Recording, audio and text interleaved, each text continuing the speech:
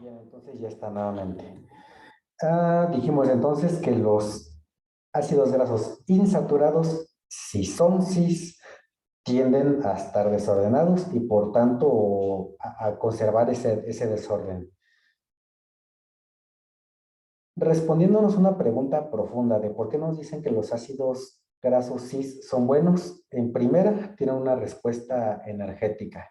Ya dijimos que el desorden nos guarda cierta inercia para darle marcha a la vida, ¿no? Mantener la vida. Entonces, son lugares de los cuales podemos extraer energía gracias a la acción de las cargas de las nubes electrónicas.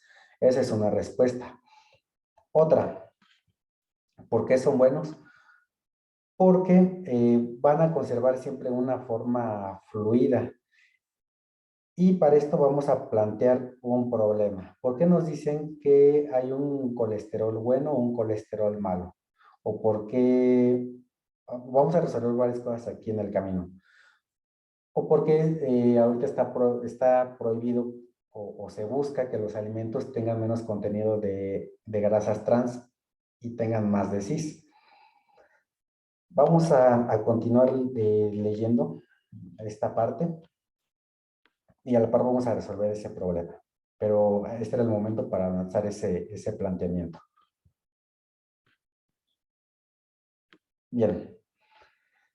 Y aquí vamos a regresar un poco. Aquí, por eso hay que estar un poco despiertos, porque vamos a ver esta molécula y esta de acá. ¿Qué pasa con los saturados? Los ácidos grasos saturados, tengamos en la mente la imagen de una manteca. Todos alguna vez hemos cocinado con manteca. ¿Cómo está? Si le pasamos la cuchara hasta adquiere la forma de la cuchara, ¿no? ¿Por qué? Porque las moléculas le permiten tener cierto orden o agruparse de cierta manera. Y haciendo una comparativa o tomando como referencia eso, de que los saturados tienden a tomar forma y que los trans también tienen la tendencia a agruparse fácil, como ya decíamos, por su geometría. Entonces, ¿cuáles se parecen más? ¿Los saturados entre cis o los saturados entre trans? Ahí dejamos un momento para hacer un análisis. 5, 4, 3, 2, 1, 0. Bien. Cuando los trans se agrupan o se acomodan por su estructura, tienden también a darle cierta estabilidad ya no a la molécula como tal, sino al conjunto de moléculas. Es por eso que si, por ejemplo, cocinamos con un aceite, después de cocinar, queda ya está como más espeso. Esto es porque el calor, la naturaleza del calor, es regresar a las moléculas cis a su distribución de cargas neutra. Entonces, el cis tiende a rotar o a moverse y a tomar la forma de un ácido graso trans. Es decir, tiende a pasar esto también. Si tú calientas al cis, por ejemplo, este brazo de acá, va a rotarse y va a formar un trans. Acá hay otra respuesta que ya hicimos en el camino. Y es que los ácidos grasos eh, insaturados pueden convertirse en grasas malas por acción del calor. Entonces, cuando tú le das esa característica de estar rotados, los tiendes a empaquetar más. Pero vamos a hacer nuevamente preguntas más profundas. ¿Y qué tiene que ver el empaquetamiento? Es la respuesta que no hemos visto y la que yo lancé, o es lo que yo planteaba cuando hablaba de las proteínas HDL y las LDL. Bien, las grasas de alta densidad son aquellas que, que tienden a agruparse más fácil. ¿Esto por qué? Porque primero generalmente van a venir en una forma trans o son ácidos grasos saturados. ¿Y qué implica que tengan mayor facilidad de agruparse? Ya viéndolo desde un punto de vista fisiológico. ¿Qué pasa cuando traes sangre cuando traes, perdón, grasa en tu sangre, ¿no? Vamos a poner un escenario. Tenemos moléculas de ácidos grasos trans que van en tu sangre y moléculas de ácidos grasos cis que van en tu sangre. Vamos a tomar nuevamente ese punto de partida. Ya en tu sangre y con lo que hemos visto, ¿cuál es más fácil de que se agrupe? Pues las trans. Son las que tienen la tendencia a formar las placas de grasa en los vasos sanguíneos. En cambio, los cis tienden a ser llevados por la corriente o el medio acuoso que lleva la sangre. Y al estar desordenados o al tener este desorden que yo te decía que les impide como estarse quietos, van a poder ser llevados por el torrente sanguíneo sin dificultad. Entonces, por eso es que tendemos a decir que los ácidos grasos sí son buenos, porque pueden fluir dentro de la sangre. Y a diferencia de los trans, no se empaquetan. Bien. Bueno, estoy resolviendo todos los planteamientos que tenemos aquí en esta hoja. Una forma en la que yo aprendí esto es que el agua, bueno, haciendo un paréntesis, ¿no? Por si a alguien le sirve alguna vez. El agua es un material muy denso, o tiene, o al menos le hemos concedido o le hemos definido que tiene una densidad de 1. Lo que es más denso que el agua se hunde, y lo que es menos denso que el agua flota en ella. Y esto ya es para retomar lo que estamos diciendo. El trans, como tiene la tendencia a empaquetarse y a ocupar el mayor espacio posible, también podemos pensar que entonces cuando se agrupa va a formar partículas más densas. El cis, nuevamente aquí aludiendo a la geometría, al ocupar mucho espacio, forma sustancias que son menos densas. Entonces el cis flota y el trans es más denso que el agua y se hunde. Y por eso puede agruparse y formar placas de grasa, tal. Pero bueno, es otra forma de plantearlo, ¿no? Y verlo desde ese punto de vista ahora, del punto de la fisiología. Bien, hasta aquí son las generalidades de los ácidos grasos. Y ya nada más me resta decir que el problema en la actualidad, o ahorita, o escuchamos mucho de que no hay que consumir grasas cis o trans, no es que sean malas, porque siempre han estado ahí. Ya vimos que es la naturaleza química, ¿no? De que la rotación y de la formación de las estructuras. Lo malo es que los procesos industriales o las fuentes que actualmente tenemos disponibles están sobradas. Estamos consumiendo además este tipo de grasas. Entonces, no es que sean malas en sí, porque también tienen su razón de ser a nivel bioquímico, ¿no? A nivel organismo. El problema es que, acuérdate, el trans como no trae nada de energía o no significa nada en el organismo, pues es más difícil de procesar y el cuerpo tiende a guardarlo. Ok. Pero bien, hasta ahí eso fue con los ácidos grasos y las grasas. Son las cosas de las cuales yo les quería hablar. Eh,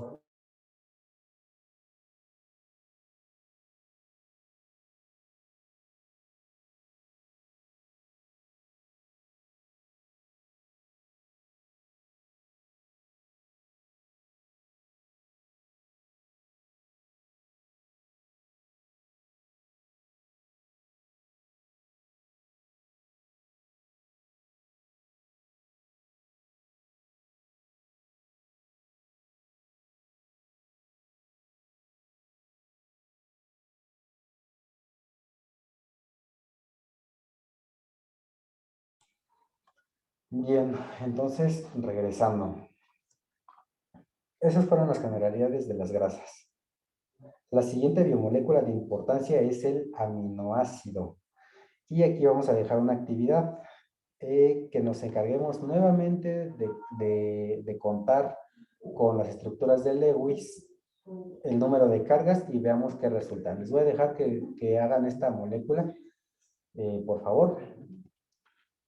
Y cuando la tengan, vamos a continuar el video. Bien. Entonces, esta molécula, al analizar el balance de cargas, vamos a encontrar que es interesante por una cuestión. Tiene la capacidad o tiene la cualidad de que puede tener cargas positivas en un extremo de la molécula o una carga negativa en el otro extremo. Bueno, esta molécula que acabamos de armar nos sirve para estudiar a los aminoácidos. Por eso es que aquí está el modelo de estudio de los aminoácidos. Esta molécula nos sirve para representar cualquier aminoácido. Esta es la forma base, ¿no? O la estructura base para hablar de otros. Entonces, el hecho de que tenga en una misma molécula la capacidad de dar o aceptar un electrón, la va a hacer un sólido bloque para formar diferentes estructuras. Esa es una pregunta que vamos a responder un poco más adelante. Bien, una vez que esté armada, vamos a ver qué pasa con la interacción de estas cargas. Bien. El aminoácido tiene la capacidad de unirse entonces por un extremo, que es donde tenemos al nitrógeno, o por otro extremo donde tenemos a ambos oxígenos. Entonces, pues decimos que los aminoácidos tienen la capacidad de comportarse como cationes o aniones. Es algo que ya también habíamos definido, que era un anión y que era un catión. Bien, cuando tenemos, o mejor dicho, análogamente al enlace glicosídico, podemos formar redes de aminoácidos. Como decía, es análogo al enlace glicosídico, porque cuando se da entre aminoácidos le llamamos péptido. El péptido se va a formar en un extremo, en el extremo se le llama amino del aminoácido, que es donde tenemos el nitrógeno, por eso es amino, y el extremo carboxilo, se le llama así a la parte que tiene el carbono, en esta parte. Bien, yo de manera empírica, digamos, les mostraba que cuando tenemos partes polares sí, partes polares en una molécula y en las cuales hay oxígeno e hidrógeno, casi siempre es seguro que una reacción de ese tipo se va a poder dar y nos va a formar agua. Esta no es la excepción. Si hacemos una interacción entre una cabeza de carboxilo de un aminoácido y la cola del grupo amino, va a haber una interacción, por eso decíamos, esta parte era la parte negativa y esta era la parte positiva. Casi por magnetismo se va a unir, pum, y a través nuevamente de la formación de un residuo de agua, o a costa de la formación de agua, vamos a tener la unión entre estas dos moléculas. Lo que tenemos aquí es la unión de dos aminoácidos genéricos y están formando un péptido. Bueno, el enlace peptídico es este que nos permitió unirlas. Y la molécula resultante es un dipéptido. Di porque son dos y unidos en este caso por un péptido. Aquí está el resto de agua que encontrábamos en esta reacción. Y aquí está la molécula. Y bien, entonces aquí lo importante nuevamente es que esto es análogo al enlace glicosídico. Muy bien.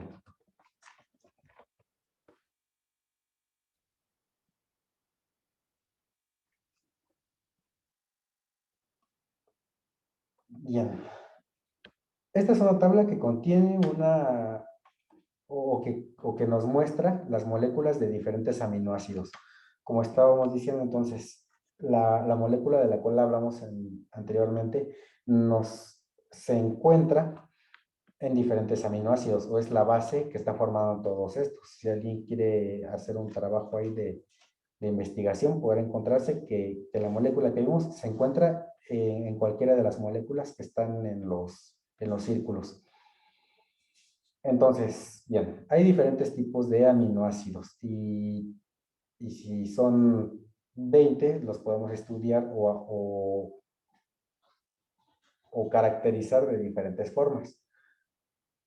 No vamos a hablar de esta forma de agruparlos, pero bueno, aquí está para que lo tengamos en cuenta. Por eso están en diferentes colores. Algunos aminoácidos son, por ejemplo, la alanina, glicina, isoleucina, prolina, valina, arginina, ácido aspartico, triptófano, la metionina, por ejemplo, que seguramente no suenan por ahí conocidos, ¿no? A lo mejor en algún suplemento, en algún medicamento. Son aminoácidos, son estas biomoléculas o son este tercer grupo de biomoléculas de las cuales íbamos a hablar. Bueno, de hecho yo no presenté como tal a los aminoácidos al inicio. Presenté solamente 3 biomoléculas. Aquí está una pregunta, ¿no? ¿Esta de dónde salió? Ahorita vamos a ver de dónde sale o por qué no la considera al inicio. Bien.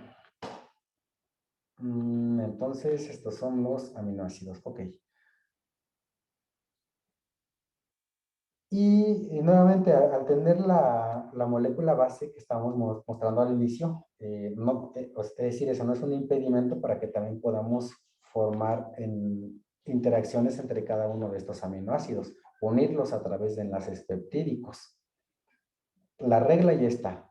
Los aminoácidos pueden formar enlaces peptídicos por su doble carga, la positiva o la negativa en un extremo de la molécula. Hay diferentes tipos de aminoácidos y también cumplen con esa regla. Muy bien. La idea poderosa del aminoácido, como les comento, es esa formación del enlace peptídico, que es una molécula que nos permite unir cosas por carga positiva o negativa. Entonces, eso le hace el bloque que nos va a permitir formar moléculas más complejas. En el caso de los carbohidratos, decíamos que nos van a formar azúcares como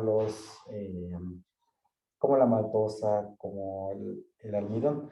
En este caso, los aminoácidos van a dar lugar a proteínas. Las proteínas, entonces, por definición, podríamos decir que son biomoléculas que tienen como base la unión de aminoácidos a través de un enlace peptídico. Esa es la definición de una proteína. Unidades de aminoácidos. Y bueno, ya haciendo todas las combinaciones o permutaciones que tú digas, entonces vamos a poder formar diferentes proteínas a través de la combinación de estos aminoácidos. Muy bien. Una pregunta o un problema que nuevamente voy a lanzar para resolver en todo esto que estamos viendo en este resumen es, por ejemplo, ¿por qué algunos, así como para la trivia, ¿no? ¿Por qué algunos aminoácidos como la metionina los encontramos cuando hablamos de la psique? Aquí lo vamos a plantear como cultura general, ¿no? La metionina es un aminoácido que funciona como neurotransmisor ahí en cuestiones de sueño. Y bien, la moraleja que quiero dejar aquí es que ¿quién funciona con electricidad en el cuerpo? El sistema nervioso. Y a los aminoácidos, ¿qué les gusta? Trabajar con cargas. Entonces los hace unos candidatos ideales para poder moverse a través del sistema nervioso. Por eso no es extraño que encontremos a varios de estos moviéndose en el sistema nervioso. Y además, otra cualidad de la unión de esos aminoácidos o de esos enlaces peptídicos es que pueden formar sustancias más complejas. Por ejemplo, aquí tenemos la formación de oxitocina a través de aminoácidos y a través de enlaces peptídicos. Y como yo te decía, nuevamente, ¿dónde trabaja la oxitocina? Trabaja a la par del sistema endocrino y en la par del sistema nervioso, o sea, se mueve en ese medio, quiero decir. Pero la moraleja es nuevamente la misma. ¿Qué permite que se mueva o qué es lo que nos está dando esa característica a la molécula? Bueno, que, como te decía, tiene carga. Si tú analizas esta molécula de oxitocina y ves las terminales de cada una de estas partes, vas a encontrar que nuevamente tienes a este grupo amino.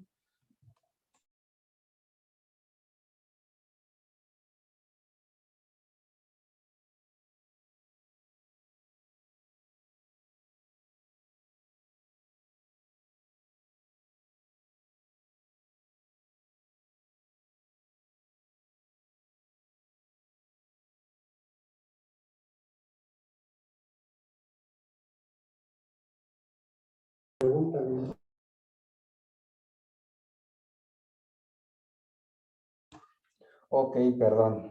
Bien. Entonces la oxitocina tiene o bueno, por la misma molécula nuevamente, o lo que quería decir es que en la periferia de esa molécula tenemos nuevamente el grupo amino. El grupo amino, como ya vimos, nuevamente tiene una afinidad electroquímica. Entonces, ¿por qué las moléculas, ya extrapolándolo nuevamente a la fisiología, por qué las moléculas de hormonas son tan específicas o por qué hacen cosas tan específicas o por qué se acoplan a órganos o a regiones tan específicas? Y la respuesta nuevamente es moléculas. ¿Por qué? Porque las moléculas le dan esa capacidad o le dan como ese código Morse que viene en estos sitios de cargas. Háganme cuenta que ahí estaría como el 0101, ¿no? Como sus llaves, la llave de la información a través de cargas. Pero bueno, esta es una forma de razonar las características de o responder a por qué las hormonas tienen esta cualidad. Bien, vamos a continuar. Gracias a esas interacciones covalentes de las cargas, vamos a poder formar, bueno, de hecho me parece que estaba repetido, pero bueno, es que vamos a poder formar el enlace peptídico. Y algunas de las características de las proteínas es que cuando nacen no tienen forma. Y bien, aquí vamos a hacer como un pequeño paréntesis porque es algo que también vamos a responder al final de este repaso. Las proteínas, como veíamos, pueden partir de un enlace peptídico que aquí tenemos en la imagen. En esta imagen tenemos la interacción de enlaces peptídicos que están formando una cadenita. Cuando esa cadenita se comienza a hacer más grande, se dice que las proteínas se empiezan a plegar y dan origen a su estructura primaria, secundaria y terciaria, se les conoce así. Eso simplemente se refiere a qué tan organizadas están esas redes. Y esas redes, lo que yo quería exponer en esta diapositiva, es que, ok, se pueden acoplar de diferentes formas y tener diferentes estructuras, pero lo que caracteriza, así como a las grasas, la hidrofobicidad o a los carbohidratos, el sabor dulce, algo que caracteriza a las proteínas en cuestiones visibles, digamos, es que se deshacen al calor. Digan ustedes si cuando, por ejemplo, ponen una yema de huevo al calor, no cambia su forma, reacciona al calor. Lo que vemos en la, en la clara de huevo o en el huevo en su totalidad es que cuando lo ponemos al calor, la proteína cambia y se condensa por el calor. Son muy susceptibles al calor. O por eso, por ejemplo, una insulina no podemos dejarla pues, en el calor porque las proteínas tienden a perder fácilmente su configuración. También son poco estables o susceptibles a la acción de agentes con carga, por ejemplo, los detergentes, a los cambios de pH o a los iones. ¿Qué pasa, por ejemplo, cuando hacemos queso? Le ponemos un ácido a la leche, ¿no? Y cuaja. ¿Por qué? Porque nuevamente hay una reacción de una proteína que interacciona con un ácido. También es lo que pasa cuando hacemos una gelatina de, ya sea de leche o una gelatina normal. Viene una proteína que, que cuando se calienta se expande y cuando se enfría cuaja, ¿no? Y bueno, y esto es porque la proteína es poco estable a esa acción. ¿Qué pasa, por ejemplo, cuando hacemos pan? La harina la humedecemos y la empezamos como a batir y entonces se empieza a formar una masa elástica, ¿no? Nuevamente ahí es la acción de una proteína, en este caso, que se forma a partir del gluten y del agua. Esas son algunas de las características de las proteínas que se forman a partir de aminoácidos que se unieron a partir de enlaces peptídicos. Muy bien. Vamos muy rápido. Tema especial, vamos a hablar de las enzimas porque vienen en el programa. Pero bien, hasta aquí vamos a hacernos ya como una pausa porque eso te va a ser como a manera de cuento. Ajá, yo les digo, es como una especie de cuento. Para producir proteínas ya vimos que necesitamos unir aminoácidos. Y eso puede partir del orden espontáneo, como ya habíamos visto desde la primera vez, que es a través de tener las condiciones ideales de calor, temperatura, electricidad, precisamente para inducir la interacción de cargas y acoplar esos elementos orgánicos, ¿no? Y empezar a producir cosas, como veíamos en la teoría del calor primigenio. Hacer un proceso de ese tipo, como vimos, ya demanda mucha energía para que así de la nada se empiezan a formar esas sustancias. Por eso decimos que se formaba solamente en esas calderas, ¿no? Que estaban desprendiendo mucha energía en los, en los mares de la Tierra primitiva. Esa era la premisa, ¿no? O esa era la idea general. Ahora vamos a ver la imagen que tenemos aquí. Este es un árbol de manzanas.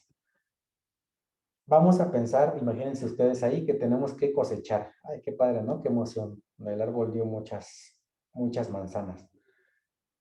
Imagínense que queremos recogerlas.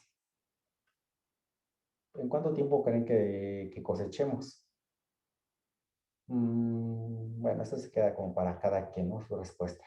El punto es de que va a ser un proceso largo, ¿no? Yo creo que nadie me va a decir que en un ratito va a recoger las manzanas.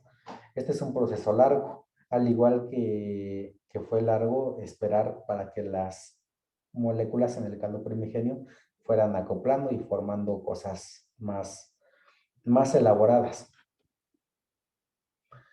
Eso pasa cuando pensamos en el orden espontáneo, ir haciendo las cosas de esa manera. La naturaleza inventó una pequeña cosa, una pequeña, no le vamos a llamar máquina en toda la extensión de la palabra, pero sí un pequeño mecanismo de naturaleza proteica llamada enzima. Regresando al caso de las manzanas, ¿qué pasa con nosotros, no? Seguramente en un futuro va a ser, gracias a la evolución, vamos a inventar máquinas que cosechen las manzanas más rápidamente, ¿no? Vamos a inventar máquinas que no tengan que estar subiendo y bajando al árbol, que no tengan que estar a lo mejor juntando y después agrupando las manzanas, eh, a lo mejor que le estén aventando hacia abajo, ¿no? Sino que vamos a tener ya una máquina especializada en alzar un brazo, que ese brazo tenga la forma de redonda de una manzana para que la agarre y la deje, ¿no? Y automáticamente la recoja. Eso ocurre en la evolución humana. En la evolución natural, como ya decíamos, hay reacciones que pueden tardar mucho tiempo. La naturaleza viva inventó las enzimas, que al igual que aquí la imagen del brazo robótico, también tienen una parte, como vemos acá, especializada para agarrar cosas y, y acelerar el proceso, ¿no? Es una máquina especializada para agarrar esas cosas, al igual que la mano de la máquina. Lo que entra en esa enzima se conoce como el sustrato. En este caso sería la manzana, ¿no? Sería el sustrato de la máquina. Es para lo que está hecha. Ese es algo interesante de las enzimas, que están hechas ya para algo, tienen una alta especificidad, son muy especializadas y aceleran procesos. Entonces, bueno, ahora ya planteamos, ¿no? ¿Qué es la enzima o cuál es la idea de la enzima? Para cerrar todos estos días que hemos estado trabajando el curso de bioquímica, bueno, yo sé que nos estamos saltando de muchas cosas, ¿no? Pero bueno, esto es así un poco rápido. Vamos a quedarnos ahora con la idea de las enzimas. Algo que también tenemos que ver en el programa es el ADN. El ADN es una molécula que almacena información. Es una molécula que almacena información en ácidos nucleicos. Y estas son otras biomoléculas de las cuales no vamos a hablar ya definitivamente en esta clase, porque eso ya es más parte de cuando hablamos de la parte de biología molecular y celular, o de la parte celular. Pero bueno, lo que queremos ver es a las enzimas en acción. Les presento al ADN, es este que tenemos a la derecha. Es esta hélice que tiene como una escalera. Y del lado izquierdo tenemos al ARN, que es como una media escalera. Es una media escalera que también está enrollada. Esos peldaños o partes de la escalera son ácidos nucleicos. Los ácidos nucleicos son la citosina, guanina, adenina, uracilo o la timina, que vienen representados aquí en colores. Esos ácidos nucleicos son los que le dan la información a la célula de todo lo que hay. Haga de cuenta que es el manual maestro de la célula. ¿Y por qué decimos que tiene la información? Porque cada 3 peldaños se forma lo que se conoce como un triplete. Un triplete va a codificar para un tipo de aminoácido. Bien, aquí me parece que nos adelantamos. Ok, perdón, aquí me salté la imagen y vamos acá. Es esta de acá. En esta imagen, aquí sí nuevamente nos fuimos un poco rápido. Tenemos un ribosoma, que es esta parte de azul que tenemos acá. Es el ribosoma, lo que está en azul claro. Esto que tenemos aquí abajo está representando un ARN. Y estas líneas de colores representan las bases nitrogenadas o ácidos nucleicos que vienen en estas escaleras de ARN. Están aquí, ¿ok? Está representado aquí. El ribosoma es un tipo especial de enzima. Y fíjense lo que hace.